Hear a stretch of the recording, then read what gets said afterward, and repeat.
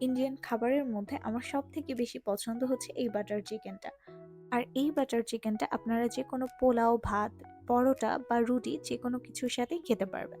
তো চলুন বাটার চিকেনের একটা মজাদার রেসিপি আপনাদের সাথে শেয়ার করি। আসসালামু আলাইকুম এভরিওয়ান।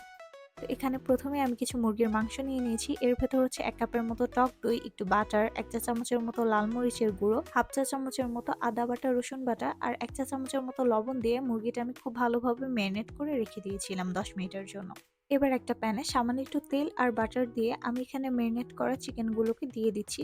এটা আমি চুলাটা মিডিয়াম আঁচে রেখেছি। মিডিয়াম আঁচে রেখে আমি এই মুরগিগুলোকে একটু সেদ্ধ করে নিব ভালোভাবে আর একটু ভেজে ভেজে নিব।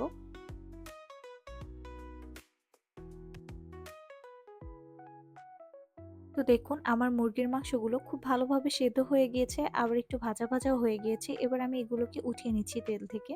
আর এই মুরগি ভাজার তেলগুলো কিন্তু